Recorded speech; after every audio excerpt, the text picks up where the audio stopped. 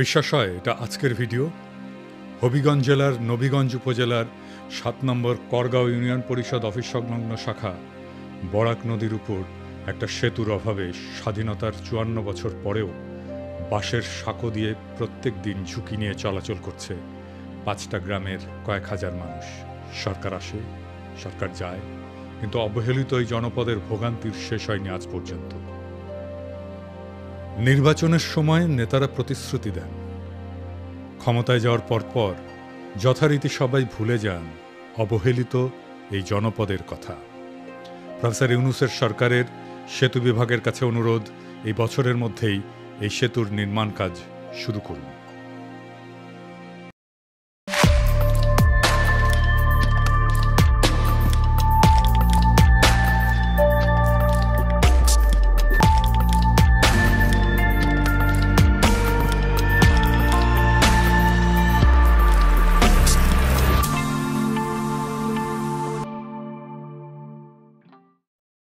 Sir Zafar Iqbal একটা scale বাইর করেছিল, মুক্তিযুদ্ধ স্কেল। এই দিয়া উনি রাজনীতির সত্য মিথ্যা বিচার করতেন আর কি। ইদানিং নতুন একটা স্কেল বাইর হয়েছে, এই স্কেল দিয়া আমরা বাংলাদেশে কারা কারা ইন্ডিয়ান লেসপেন্সারি করতেছে সেটা বাইর করে ফেলতে পারবো। সেই স্কেলটা কি? সবাই ভাবিচ্ছে আচ্ছা কয় না কেন দাদা, এত সহজ একটা স্কেল পামো, মেড ইজি হয়ে যাবে সব কিছু, ভালোই তো। কমু খারান, আপনি কয়েকদিন থেকে শুনতেছেন না, যখনই আমি কই বিএনপি ইন্ডিয়ার কোলে গিয়ে উঠছে, তখন বিএনপি ওয়ালারা এসে কয় জিন্দেগি বিএনপি ইন্ডিয়ার কোলে উঠতেই পারে না। ইন্ডিয়া কারে কয়? আমরা তো চিনিই না। এইসব অপপ্রচার করিস তুই শালার রয়্যাল এজেন্ট। তারপরে বিএনপির লোকটা মূর্খ হইলে কবে মালওয়ানের বাচ্চা, আর ডাবল ড্রপ আউট কচু খেতে হইলে কবে কাফের। কিন্তু আজকে এমন কিছু প্রমাণ দিব একেবারে সেলসেলাইয়া বুঝে যাবেন বিএনপি কার কোলে উঠিছে। শুধু তাই না, বিএনপি একেবারে খাপে খাপ মমতাজের বাপের মতো ক্ষমতায় যাওয়া আর ক্ষমতায় থাকার জন্যে আওয়ামী লীগের টেমপ্লেট ইউজ করেছে। আমি গত এপিসোডে কইছিলাম ইন্ডিয়া বিএনপি বুঝাচ্ছে ইসলামপন্থীরা বাংলাদেশে শক্তিশালী হচ্ছে, দেশের মানুষ ব্যাপকভাবে ইসলামের দিকে ঝুঁকিচ্ছে, তোমরা একা সামলাইতে পারবে না, এটা খাইছে বিএনপি। এখন বিএনপি ওয়ালারা কবে ইন্ডিয়া যে বিএনপি করছে আপনি জানলেন কেমনে? আপনি কি উঠে হাজিরা ছিলেন? না ছিলাম না, কিন্তু বুঝেছি, করে বুঝেছি, এটাই শিখে দিই আপনাকে চাইনিজ বুদ্ধি। আপনি যদি কারো ফেটে দেন না, তাহলে দেখবেন ও বাইর হয়ে স্যাগায় হাঁটিচ্ছে। তার মানে আপনি যদি কারো স্যাগায় হাঁটতে দেখেন তাহলে বুঝবেন ওই গড়া গেছে, বুঝছাও? এইবার আসেন দেখি ইন্ডিয়ার খাস লোকেরা বাংলাদেশে কি করছে। বিএনপির সাথে বামেগের ঐক্য হয়েছে, বিএনপির সাথে বামেরা থাকবে, রাজপথে নাকি আন্দোলনও করবি, মাশাআল্লাহ। কিন্তু এমএম আকাশ সবচেয়ে গুরুত্বপূর্ণ কথাটা কয়ে ফেলছে ফসাদ কইরা। সে কইছে যে বিএনপি এবং বামসোট প্রতিক্রিয়াশীল শক্তিকে সুযোগ দিতে নারাজ। তো এই প্রতিক্রিয়াশীল শক্তিকে বাংলাদেশের সাধারণ মুসলমান দেখেন কি করছে। মনে হচ্ছে বিএনপি ও বামজোট উভয় বর্তমান দক্ষিণপন্থী প্রতিক্রিয়াশীল ধর্মীয় শক্তিগুলোকে আরও সংগঠিত হওয়ার সুযোগ দিতে নারাজ। এবার বুঝেছেন তো, সব ইন্ডিয়ান লেসপেন্সার এক হইছে। বামেরা কেন এতদিন পরে ঐক্য করে? এই যে নৌকা লাঙ্গল ধানের শীষ সব সাপেরই একই বিষ, এটা কার স্লোগান? CPB slogan. এখন বিএনপির সাথে ঐক্য করার জন্য দেওয়ানা হয়ে গেছে সিপিবি বামেরা। দেখি যাও কোন হারবাল খাইছে, কলিকাতা হারবাল খাইছে। তারা কইতো বিএনপি নিজেই মুক্ত বাজারপন্থী, বিএনপি আওয়ামী লীগের মধ্যে শ্রেণীগত কোনো পার্থক্য নাই, তারা মুক্ত বাজারে বিশ্বাস করে। করে তারা বলতো আওয়ামী লীগ বিএনপির বাইরে, জোট মহাজোটের বাইরে একটা বিকল্প শক্তি চাই। এখন কেন ঐক্য চায় বিএনপির সাথে? তারা হরতাল ডাকিছিল, মানে সিপিবি, সেটা বিএনপি হ্যাংলার মতো সাপোর্ট দিছিল, প্রায় দেয়। হ্যাঁ, সাপোর্ট দিলে তো ভালোই, আমাকে একজন যদি সাপোর্ট দেয় তাহলে তো ভালোই। কিন্তু সিপিবি কয় আমরা কি বিএনপির সাপোর্ট চাইছি? চাই নাই তো। রামপালে কয়লা ভিত্তিক বিদ্যুৎ কেন্দ্র নিয়ে একটা আন্দোলন করেছিল বামেরা, আমি তখন সিপিবির। তো সেই রামপাল পর্যন্ত লং মার্চে গেছি, সেই লং মার্চে বিএনপির নেতাকর্মীরাও ছিল, চান্দাও দিচ্ছে, আমি নিজে চান্দা তুলিছি বিএনপির অনেক লোকের কাছ থেকে।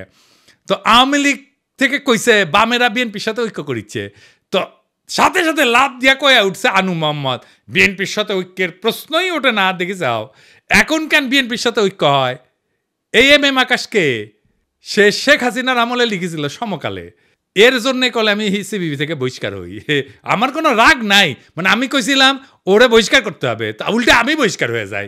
সে লিখেছিল তবে ঘটনা যাই ঘটুক, প্রগতিশীল মুক্তিযুদ্ধের পক্ষের শক্তির এক্ষেত্রে যা করণীয় সেটা হচ্ছে 1971 সালের পরাজিত প্রতিক্রিয়াশীল সন্ত্রাসী শক্তিকে যদি আওয়ামী লীগ রাষ্ট্রীয় বল প্রয়োগ করেও দুর্বল এবং নিঃশেষিত করতে পারে, তাতে বাগড়া না দেওয়া। বুঝিছাও এই প্রতিক্রিয়াশীল শক্তি কে, ধর্মীয় শক্তি কে, এটা বুঝিছাও? ওই তো কইছে, তাই না? এই সেই ইসলাম বিদ্বেষী আকাশ যে বাংলাদেশে মাদ্রাসা ছাত্র আর ইসলামপন্থীদের রাষ্ট্রীয় শক্তি মানে ডিবি, র্যাব, ডিজিএফআই এগুলো দিয়ে নির্মূল করতে চেয়েছিল, এদের জন্য আয়না ঘর হয়েছে। তার সাথে বিএনপি ঐক্য করে কার পিড়িতে? যে ইন্ডিয়া বলে আওয়ামী লীগে যদি না থাকে বাংলাদেশে আমাদের কোনো বন্ধুই নাই। সে ইন্ডিয়ার বন্ধু হইল কেমনে? হ্যাঁ, ওরাই কইছে যে দলের সাথে ভারতের সম্পর্ক ঐতিহাসিক, মানে আওয়ামী লীগের সাথে। আওয়ামী লীগ নিজের ওয়েবসাইটে ট্যাঙ্গে রেখেছে, দেখিছে আও কইছে আমাদের সাথে আওয়ামী লীগের সম্পর্ক ঐতিহাসিক। এবার দেখেন আওয়ামী লীগ কি কয়, শুনেন। Well, you know, India is a great friend of Bangladesh. 1971, they supported us, and also 75, they gave shelter. ভারতকে যে দিয়েছি সেটা ভারত সারা জীবন মনে রাখবে। আপনাদের এই দান কোনোদিন আমরা শোধ করতে পারবো না।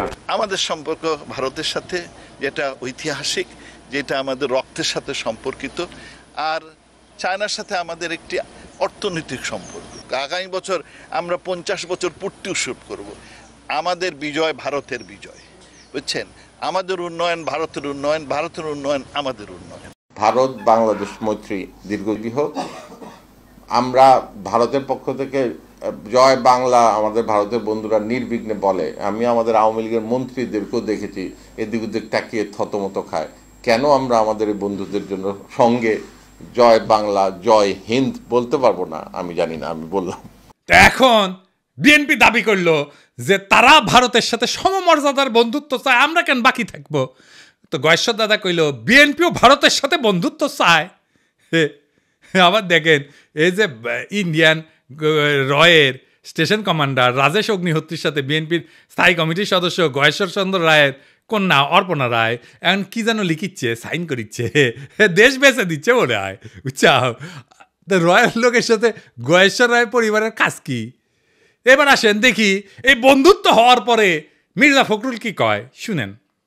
ভারত আমাদের প্রতিবেশী, সবচেয়ে বড় প্রতিবেশী, আমাদের বন্ধু।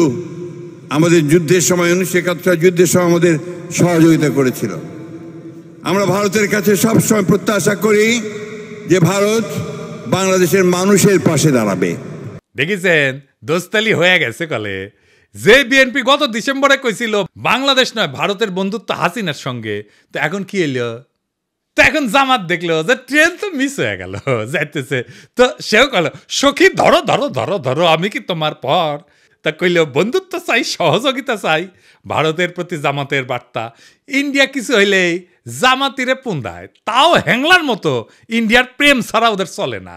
হ্যাঁ, ওই যে গান আছে না, হয়তো কিছুই নাহি পাবো তবুও তোমায় আমি দূর হতে ভালোবেসে যাবো। ওই করে দূর হতে ভালোবেসে যাবে জামাত ইন্ডিয়াকে, বুঝছাও? কিছু পাবে না। তারপরে এসে এখন প্রফেসর ইউনুসকে মোদি কইতেছে বাংলাদেশে কোনো নির্দিষ্ট দলকে সমর্থন করে না ভারত।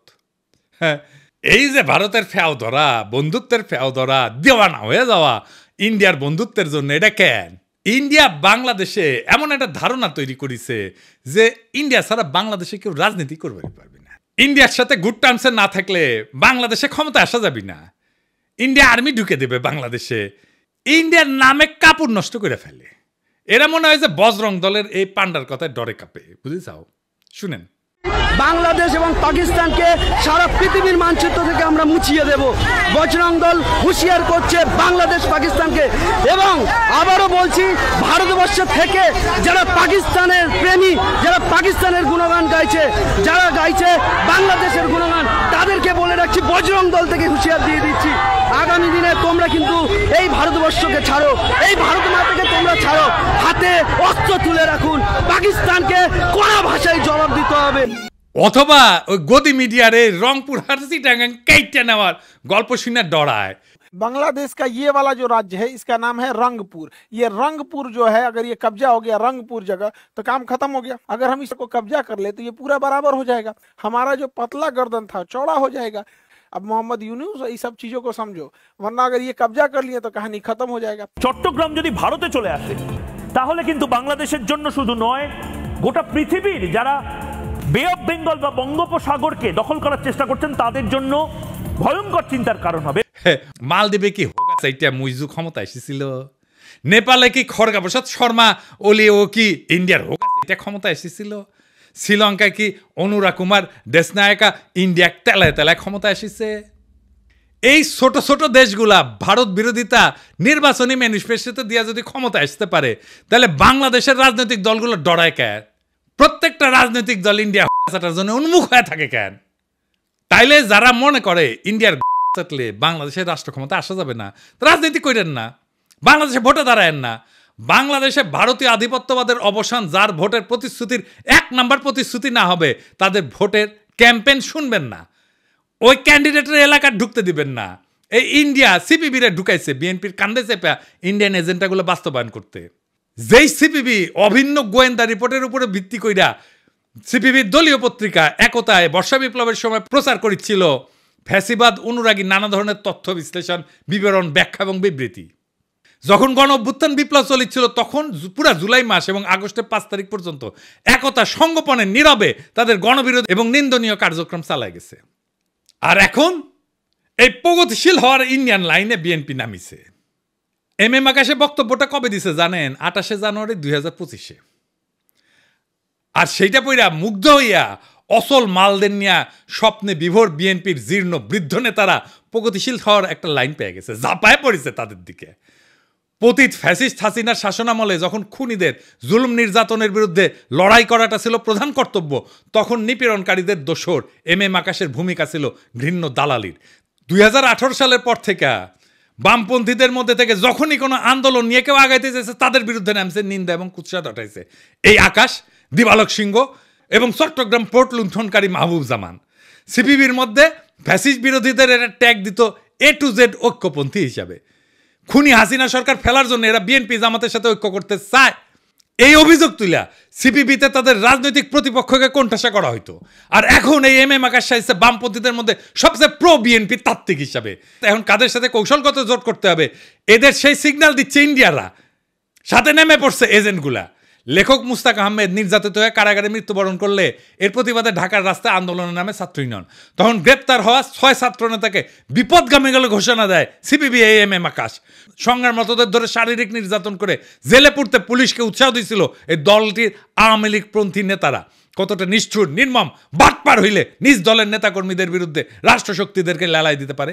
ফ্যাসিস্টদের এই সহযোগী সিপিবির নেতারা তাদের প্রাণাধিক প্রিয় মুজিব তনয়া খুনি হাসিনার পলায়নের 9 মাসের কম সময়ের মধ্যে স্বপ্ন দেখতেছে বিএনপির ঘাড়ে ভর করে আর রাজনীতির ময়দানে আশ্রয় নিবে, আসন্ন পার্লামেন্টের মেম্বার হবে। আর বিএনপিও গণবিরোধী এই সমস্ত পচামেলের ভাগাড়ে পরিণত হইতে চাইতেছে। ইন্ডিয়ার পরামর্শে সোজা পথে হাঁটতে গিয়া ইনশাল্লাহ এভাবেই মহাসড়ক খারাপে বিএনপি নিজেও জয় বাংলা হয়ে যাবে আওয়ামী লীগের মতো। এই এম আকাশ কয়দিন আগে মেঘনা গ্রুপের মোস্তফার এপিসোড করেছিলাম না? দেখেন কি খাতির এই এম আকাশের। তায়ের ভাইয়ের সাথেও বসিস একই টেবিলে। তুই নাকি কমিউনিস্ট, তো দুর্বৃত্ত আওয়ামী অলিগার্কের সাথে তোর কি সম্পর্ক রে আকাশের বাচ্চা? উই তো তোর শ্রেণী শত্রু। দেখেছেন সব ইন্ডিয়ান রসুনের প্রগতিশীল টুপকি একই সাথে। সিপিবি অফিস কেন আমি দখল করে নেওয়ার কথা বলি দেখেছেন, বুঝেছাও? এই জন্যে। এইবার আসেন সন্তোষ শর্মার প্রসঙ্গ। সন্তোষ শর্মা পার রয়ের এজেন্ট, এর প্রথম মিটিং এ আনছে বিএনপি। দেখেন বাংলাদেশ পরিষদের সাধারণ সম্পাদক বিশিষ্ট সাংবাদিক সন্তোষ শর্মা। সন্তোষ শর্মা শুভেচ্ছা ব্যক্ত করেন। আমি ভাগ্যবান, আমি যখন বক্তব্য রাখতে উঠছি তখন মাননীয় ভারপ্রাপ্ত চেয়ারম্যান আমাদের কাছে আমি কৃতজ্ঞতা। তারেক রহমানের উপস্থিত আছে। এখন কবেন তারেক রহমান লন্ডনে থাকেন, চিনেন না? একবার না একাধিকবার সন্তোষ শর্মাকে তারেক রহমানের মিটিং এ ছিল। এই দেখেন, আবার দেখেন। মাননীয় ভারপ্রাপ্ত চেয়ারম্যান, আমি গত দিনের ন্যায় আজকেও ভাগ্যবান যে আমার বক্তৃতার সময় আপনাকে পেয়েছি, সেজন্য কৃতজ্ঞতা জানাচ্ছি। মাননীয় ভারপ্রাপ্ত চেয়ারম্যান, আপনাকে বাংলাদেশের সনাতনী সম্প্রদায় এবং বাংলাদেশ পূজা উদযাপন পরিষদের লক্ষ লক্ষ নেতা কর্মীর পক্ষ থেকে বিজয়ার শুভেচ্ছা জানাতে চাই। কালবেলার প্রকাশক এখন কে জানেন? কালবেলার প্রকাশক এখন বিএনপি। নুরুদ্দিন অপু তারেক রহমানের সাবেক এপিএস, এই কালবেলার প্রকাশক এখন সে। সন্তোষ শর্মা বিএনপির কর্মচারী, এখন রয়্যাল এজেন্ট হয় বিএনপির কর্মচারী। বিএনপি যদি এরপরও বলে ভারতের সাথে আমাদের সম্পর্ক নাই, তাইলে হবে উল্টা বিএনপি মূর্খসোদা সাপোর্টারগুলো বলে আমি নাকি রয়্যাল এজেন্ট। সন্তোষ শর্মা না, এই বিএনপি ক্ষমতায় আসলে আওয়ামী লীগের মতো আলেম পেটাবে। হারুন ইজাহার রেডিয়ন আবারও আপনারে ধরবে। এম এম আকাশ কইছে না, বিএনপি এবং বামজোট উভয় বর্তমান দক্ষিণপন্থী প্রতিক্রিয়াশীল ধর্মীয় শক্তিগুলোকে আরও সংগঠিত হওয়ার সুযোগ দিতে নারাজ। এই বিএনপি কি জিয়ার বিএনপি? এই বিএনপি কি খালেদা জিয়ার বিএনপি? এই বিএনপিকে কি আপনারা ক্ষমতায় দেখতে চান? আপনাদের কাছে প্রশ্ন রেখে গেলাম। আমি যখন টের পাইছি বিএনপি ইন্ডিয়ার কলেজায় উঠিছে, তখন থেকে আমি প্রতিবাদ করে গেছি। আর বিএনপির নেতাকর্মীরা কয়ে গেছে বিএনপির পণ দেখেন আমি আঙুল দিতেছি। দেশের স্থিতিশীলতা চাই না, আমি মবস্টার, দেশকে অশান্ত রাখতে চাই, যেন ইন্ডিয়ার সুবিধা হয়। এটার বেকুবি বলবেন না শয়তানি বলবেন। এম এম আকাশ যে বিবৃতি দিল বিএনপির কাউরে প্রতিবাদ করতে দেখছেন? দেখেন নাই। মানে এটা বিএনপিরও কথা, আকাশ মিছা কথা বলে নাই। এরপরে সন্তোষ শর্মাকে স্টেজে আনলোকে জামাত। দেখেন জামাত হিন্দুদের নিয়ে প্রোগ্রাম করবে, এটা জিজ্ঞেস করে নিবে না কয়েকজনকে যে কারে কারে ডাকা যায়? এইসব কথা যখন আমি বলি, বিএনপি জামাতের উভয় দলের কিছু কর্মী আছে বলে বিএনপির কি বুদ্ধি কম পড়িছে যে তোর কাছে বুদ্ধি নিবে? জামাত কয় তুই কি মজলিসে শুরার সদস্য যে তোর কাছে বুদ্ধি নিবে? তার মানে এরা আমজনতার কথা শুনবে না, আপনার আমার কথা শুনবে না। এরা কেমন স্বৈরাচার হবে বুঝা দেখেন। প্রফেসর ইউনূস যাক ক্ষমতা ছাইরা, বিএনপি জামাত যে আসুক তারাই জনগণকে আওয়ামী লীগের মতো সকাল সন্ধ্যা ঠাপাবে। মাথায় রেখেন। তাহলে হাসিনা কি খারাপ ছিল? হাসিনা যা ভালো মনে করতো তাই করতো, আর বলতো আমার অপরাধটা কি? দেশবাসীর কাছে আমি বিচার চাই, কি অপরাধটা কি করেছি। এই জন্যই বলি কিছুই বদলাবে না, যা ছিল আগের মতো তাই থাকবে। আর একটা বিএনপি শাসন পাবো, ঠিক আওয়ামী লীগের মতো শাসন হবে। এইরকম গুমখুন শুরু হবে। একইভাবে সিপিং গ্যাংয়ের মতো ঝাঁপায় পড়ে তারা এখনই আমাদের প্রোফাইলে। ক্ষমতা আসলে কি করবে সেটা দেখেন। জনগণ দেশ ওদের মাথায় নাই, ওদের মাথায় আছে ক্ষমতা। ক্ষমতা কেমনে ক্ষমতায় যাবে? আওয়ামী লীগের মতো। আওয়ামী লীগ একই সাথে প্রগতিশীল হবে, একই সাথে এমন কর্মী রাখবে যারা আমাকে রয়্যাল এজেন্ট বলবে অথবা মালাউন বলবে, কারণ আমি তাদের রাজনৈতিক বিরোধিতা করি। আমি কয়ে দিলাম বিএনপি ক্ষমতা আসলে না, তারা আওয়ামী লীগের সাথে ডাবল দুঃশাসন দেবে। লিখে রাখেন, মিলাই নেন। প্রফেসর ইউনূস যেটি পাবেন ধৈর্য করবেন, স্যার আমাদের এই আজ দহার কাছে ফেলায় যান না। আপনি যতদিন আছেন ততদিন আমরা মানুষের মর্যাদা পাবো, সারা জীবনের সঞ্চয় হয়ে থাকবে সেটা। যতদিন পারেন থাকেন স্যার। আর কেউ যদি দ্রুত নির্বাচনের দাবি নিয়ে আসে না, আগে বিএনপির কর্মীদের কই যাবেন না আপনারা আন্দোলনে, পারলে জনতারের সাথে নিয়ে দিবেন দাবরানি। আমি কলে এটা একটা ফর্মুলা দিছিলাম ট্রানজিশনাল সরকার, সেটা শুনবে না তারা। বিএনপির নেতাদের দেখাইলে কইবেন পিনাকি দাদা যে ফর্মুলা দিছিল, প্রধান উপদেষ্টা প্রফেসর ইউনূস, উপপ্রধান উপদেষ্টা তারেক রহমান, আর রাজনৈতিক দল নিয়ে উপদেষ্টা পরিষদ পুনর্গঠন, এটা কেন মানতেছেন না? আমার খালি ডর প্রফেসর ইউনূস বিরক্ত হয়ে চলে যায় কিনা ক্ষমতা স্যার। এটা শুনেন কি করছে প্রফেসর ইউনূসের ক্ষমতা সম্পর্কে। এই 8-9 মাসে মানুষের ভালো খায়, মানুষের ভালো চলে, মানুষের পকেটে টাকাও থাকে, কোনো চুরি হয় না, ডাকাতি হয় না। আঙ্গো হারে দরকার, আঙ্গো খালা দেওয়া দরকার নাই, টাকা কিনাও দরকার নাই। হ্যাঁ যত গালানে থাকবো তত মানুষের ভালো থাকবো। শুনিছেন তো? এখন ডিসেম্বরে নির্বাচন হবে, বিএনপি এমপি নমিনেশন বেচবে, মেলা বাণিজ্য হবে, তারপর টাকা টুকা ছড়া ইলেকশন করবে, সরকার গঠন করবে, বিরোধী দল হবে আওয়ামী লীগ, আর ছাগলের 3 নম্বর বাচ্চা হবে জামাত। তারপরে হারুন ইজাহারদেরকে আবার ধরা হবে, সন্তোষ শর্মা ইন্টারোগেশনে হাজির থাকবে। আজ এইভাবে বাংলাদেশের আকাশে জমিছে বিশ্বাসঘাতকতার ঘন মেঘ। এক সময় যে রাজনীতিবিদরা মুক্তির গান গাইছিল, আজ তারাই ভারতের দাসত্বের ঘুঁটি হইয়া নোংরা ষড়যন্ত্রের খেলা খেলিচ্ছে। বিএনপি, জামাত আর সিপিবি একে একে সবাই বর্ষা বিপ্লবের চেতনাকে পায়ে দলিত কইরা দিল্লির দরবারে মাথা নত করিছে। ক্ষমতার লোভ আর বিদেশি প্রভুদের সন্তুষ্ট করার লজ্জাজনক প্রতিযোগিতায় তারা হারাইছে নিজেদের আত্মা, বিকায় দিছে দেশের স্বপ্ন। কিন্তু বাংলাদেশ মাথা নত করার জন্য জন্মায়নি। এই মাটি, এই মানুষ বর্ষার বজ্রবিদ্যুতের মতো জায়গায় উঠবে সমস্ত দাসত্বের শৃঙ্খল ছিন্ন কইরা। বর্ষা বিপ্লবের চেতনায় দীপ্ত নতুন প্রজন্ম শপথ নিছে, কোনো ভারতের পদলেহনকারী এদেশের শাসন করবে না। কোনো ভণ্ড সোগান আর মেকি প্রগতিশীলতা আমাদের রুখতে পারবে না। আমরা ঘুমন্ত না, আমরা কেবল ঝড়ের অপেক্ষায়। আমরা বিজয়ের জন্য আগায় চলছি, বজ্রকণ্ঠে ঘোষণা দিতে বর্ষা বিপ্লবের চেতনা অমর হোক, ভারতীয় আধিপত্যবাদের অবসান ঘটুক, ইনকিলাব জিন্দাবাদ।